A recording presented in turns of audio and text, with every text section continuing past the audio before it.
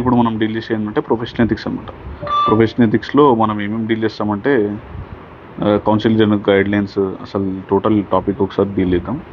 Just ethical standard board, recent ethical standard board అవన్నీ ఒకసారి చూసుకుంటూ ఇద్దాం. ఓకేనా? ఫస్ట్ ఆఫ్ ఆల్ ఏంటంటే నువ్వు ఆడిటర్ ఉన్నావు అనమాట. నువ్వు ఆడిటర్ ఉన్నావు, నువ్వు BSR అంటే nothing but business responsibility and sustainability reporting చేయొచ్చు అంటే no. A member and practice అనేటోడు బీయింగ్ ఏ స్టార్టర్ ఆడిటర్ అనేటోడు PRSR అనేది రిపోర్ట్ చేయదు. ఓకేనా? ఆడిట్ క్లయింట్స్కి చేయదు. However me provide advice services on the same. Advice services ఇవ్వచ్చు, కానీ BSR ప్రిపేర్ చేయొద్దు. వాడు ప్రిపేర్ చేయొద్దు అంటుండు. అడ్వైజ్ చేయొచ్చు, advise services on the same. It is permissible for the member of the institute chartered accountant అనేటోడు assurance provider of the BSSR అంటే assurance ఇవ్వచ్చు, కానీ ప్రిపేర్ చేయొద్దు. Second, statutory auditor of entities not permitted for the compilation engagement. అంతే కదా, conflict of interest అయిపోతుంది. 4410. Next, it is permissible for the member of institute to accept the assignments of the mystery audits accept చేయొచ్చు అంటే yes, accept చేయొచ్చు. Next ఏంటంటే it is permissible for the member of the institute in practice to engage in the services in relation to assessment and performance audit of the center, skill development of the government of India, permissible under management consultancy. ఇది అనేది MCSలో cover అయింది అనమాట. Management consultancy సర్వీసెస్లో ఇది cover అయింది. It is permissible for the member of the institute అనేటోళ్ళు performance audit and assessment audit of the services. అంటే వీళ్ళు ఏమంటుండు అంటే services of the assessment audit and performance audit of the centre for skill development government of India is permissible under the management consultancy అంటుండు. అంటే చేయొచ్చు. ఓకేనా? Next, it is permitted the member of the institute in practice position as a promoter and director of the portal of the company however cannot mention the professional attainment and name of the firm associated with it. They should be ఇక్కడ ఉంటుంది. They should be violation 6-7 violation చేసి అయిపోతుంది అనమాట. వీడు ఏమంటుండంటే ఇక్కడ నార్మల్గా చెప్పాలంటే a member of CA in practice అనేటోడు మెన్షన్ చేయొచ్చా to mention position of director అంటే director and promoter on the portal of the company. అంటే పోర్టల్ ఉంది. నేను ఇట్లా ప్రమోటర్ ఉన్నా, నేను ఇట్లా డైరెక్టర్ ఉన్నా, పోర్టల్ ఆఫ్ ద కంపెనీ చేయొచ్చు అంటే yes, portal of the company చేయొచ్చు. వాళ్ళ పోర్టల్ ఆఫ్ ద కంపెనీలో చేయొచ్చు. నేను ఇట్లా ప్రమోటర్ ఉన్నా, డైరెక్టర్ ఉన్నాను. కానీ వాడు professional name of the firm చేయకపోద్దు. ఏ అసోసియేటెడ్ ఏదైతే ఉందో అది చేయొద్దు. ఒకవేళ చేసిండు అనుకో, వాడు ప్రొఫెషనల్ 611లో వైలేషన్ అవుతుంది, 711లో వైలేషన్ అవుతుంది. ఓకేనా? నెక్స్ట్ ఏంటంటే it is permissible for the member of the institute, అదే నథింగ్ బట్ ప్రాక్టీస్ అంటుండు. అంటే CA in practice professional director అవ్వచ్చు అంటే the board of the managing committee of cooperative bank. అంటే నువ్వు ప్రొఫెషనల్ డైరెక్టర్ అవ్వచ్చు అంటే ఇన్ ద బోర్డ్ ఆఫ్ అవ్వచ్చు. It is permissible for the member to set up practice in IFSC gift city చేయొచ్చు. It is permissible for the member of the institute services in IFSC unit. First of all unit set up చేయమంటుండు. ఆ తర్వాత service ఇవ్వచ్చు అంటే ఇవ్వచ్చు. Outside from offices to IFSC outside. It is not permissible firm అనేది చేయొద్దు అనమాట. Vision statement and letterhead మీద, విజిటింగ్ కార్డ్స్ మీద, stationery. This vision and statement is printed on the firm profile and may provided to responses to specific request. అంటే వీడు ఏమంటుండంటే firm అనేది publish చేయొద్దు అనమాట. It is not permitted to publish its vision statement on the letterhead, visiting cards, station. కానీ it may printed on firm profile separate ఉంటుంది, దాంట్లో చేసుకోవచ్చు. Provided in response to specific request. ఒకవేళ మీ firm profile పంపించి అడిగిండు అనుకో, అప్పుడు నువ్వు చేయొచ్చు. అంటే వీడు ఏమంటుడు అంటే member of institute of practice అనేటోడు. అంటే వీళ్ళు విజన్ స్టేట్మెంట్ విజిటింగ్ కార్డ్స్లో కానీ అట్లాంటి దాంట్లో ఇవ్వచ్చా అంటే జనరల్ కేసు ఇవ్వద్దు.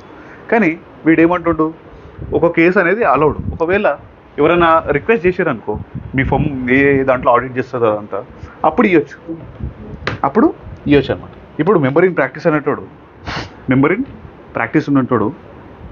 వీడు ఏం చేస్తుండు, మెంబర్ ఇన్ ప్రాక్టీస్ అనేటోడు can not be appointed as internal auditor and procurement officer simultaneously. అంటే నువ్వు ఇంటర్నల్ ఆడిటర్ ఒకటేసారి యాజ్ ఎ ప్రొక్యూర్మెంట్ ఆఫీసర్ ఒకటేసారి ఉండలేవు. Okay, next it is permissible for member in practice, అది ప్రాక్టీస్ పర్మిసబుల్ అంటుంది, to charge a fee on utilization of the utilization of amount of education institute for certifying utilizement spend by the education out of grant. ఏదైనా grant వచ్చిందనుకో ఆ ఎడ్యుకేషన్కి correct utilise చేసింది అనేది మనం check చేయాలన్నమాట. అయితే దాంట్లో పర్సెంటేజ్ ఆఫ్ యూటిలైజేషన్ తీసుకోవచ్చు, ఆ పర్సెంటేజ్ ఆఫ్ ద ఫీజు తీసుకోవచ్చు అంటే తీసుకోవచ్చు. ఓకేనా, ఇది one of the important. Next ఏంటంటే ఫస్ట్ ఇవి కంప్లీట్ చేసుకోండి. It is not permissible for the member of institute to using the messaging applications to make the people ever the practice అది services. ఇదే వాట్సాప్ కానీ ఏదైనా సరే ఏదైనా సర్వీసెస్ మెసేజింగ్ అప్లికేషన్స్ అనేది అలవ్ లేదు.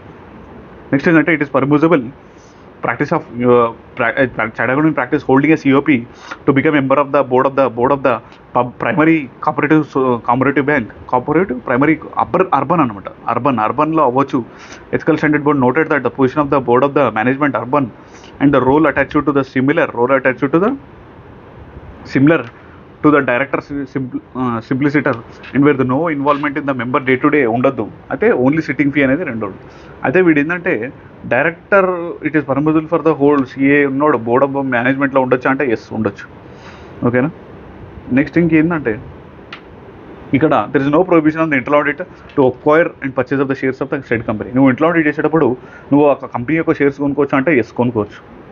కంపెనీ యొక్క షేర్స్ కొనుక్కోవచ్చు అంటే అంటే సిఏ ఫామ్ అనేది సిఏ ఉద్యోగ పోర్టల్లో రిజిస్టర్ అవ్వచ్చు అంటే ఎస్ ఎంఎస్ఎంఈ పోర్టల్లో రిజిస్టర్ అవ్వచ్చు.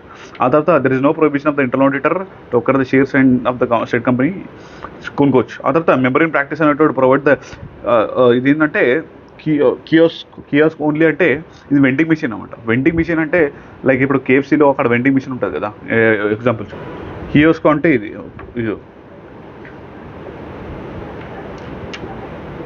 ఇదనమాట. ఇది వాళ్ళు పర్మిసిబుల్ ఉందా అంటే మనకు ఇది పర్మిసిబుల్ లేదనమాట, అది పర్మిసిబుల్ లేదు అంటే. ఓకేనా, ఈ పర్మిసిబుల్ అంటే కెన్ ప్రొవైడ్ త్రూ అంటే చార్టర్డ్ అకౌంటెంట్ ప్రాక్టీస్ అనేటోడు ఈ chartered accountant practice can provide services through kiosk అంటే చేయొచ్చు అనమాట. అది చేయొచ్చు అనమాట. ఒకసారి ఇంకోసారి క్లారిఫికేషన్ ఇస్తారు.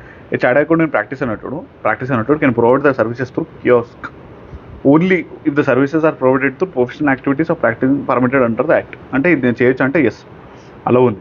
It is permissible practicing 2 or more chartered accountant in practice and collectively jointly training the session for the clients on GST and share the fees.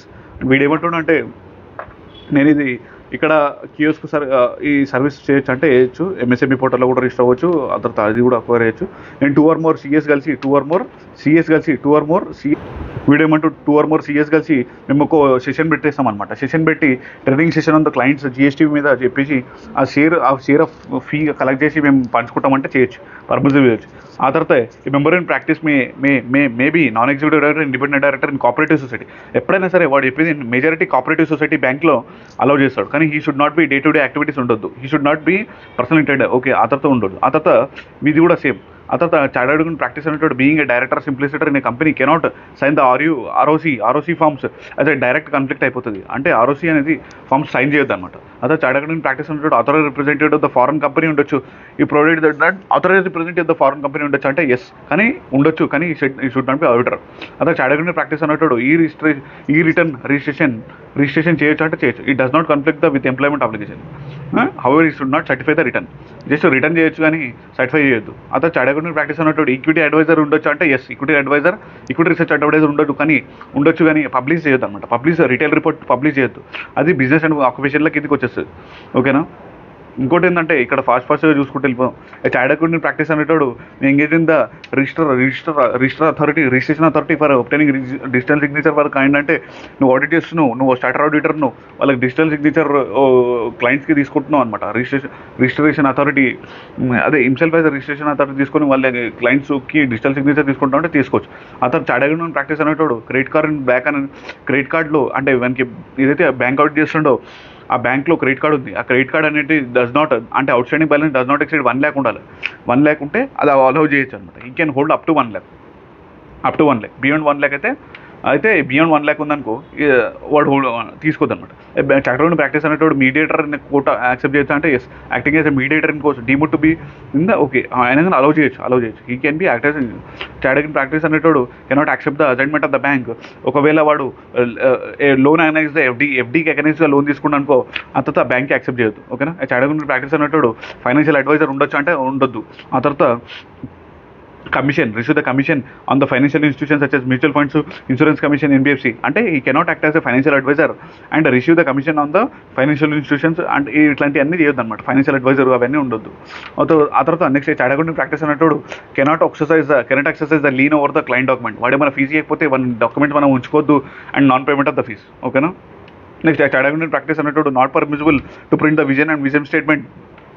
అది సొలిసిటేషన్ అవుతుంది కానీ ఒక వాళ్ళ ఫమ్ ప్రొఫైల్లో చేయొచ్చు. It is not permissible chartered accounting practice అనేటోడు agencies of the UTI, LIC, GSC, LIC, NSDL. First all UTI important అనమాట. UTI, unit trust of India, general insurance company. ఆ తర్వాత ఎన్ఎస్డిఎల్ ఇవి తీసుకోవద్దు అనమాట. చార్టర్డ్ అకౌంటింగ్ ప్రాక్టీస్ అన్నట్టు ఈ agencies తీసుకోవద్దు. చార్టర్డ్ అకౌంటింగ్ ప్రాక్టీస్ అన్నట్టు సెటిలర్ ఆఫ్ ద ట్రస్ట్ ఉండొచ్చు. He cannot be a he cannot hold the license of the customs broker license ఉండొద్దు. ఆ తర్వాత చార్టర్డ్ అకౌంటింగ్ ప్రాక్టీస్ అన్నట్టు ఫారెన్ అంటే tax representative of the foreign company నాకు చూసినా కదా ఉండొచ్చు కానీ ఆడిటర్ ఉండొద్దు. కానీ చార్టర్డ్ అకౌంటింగ్ ప్రాక్టీస్ అన్నట్టు ఎంప్లాయీని రిప్రజెంట్ చేయొచ్చు కానీ ఎంప్లాయీని రిప్రజెంట్ చేయొద్దు.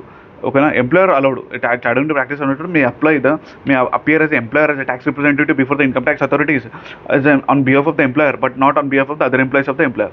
Chartered in practice అన్నట్టు chartered in practice who is the charterer of the bank and cannot be the same accept the stock audit and inspection audit of the same branch any of the year.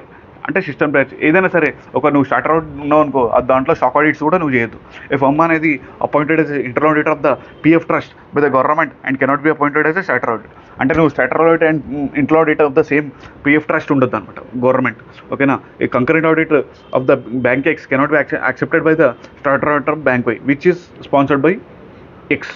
ఇది ఓకేనా. ఆ తర్వాత CA from internal auditor and statutory auditor of the company.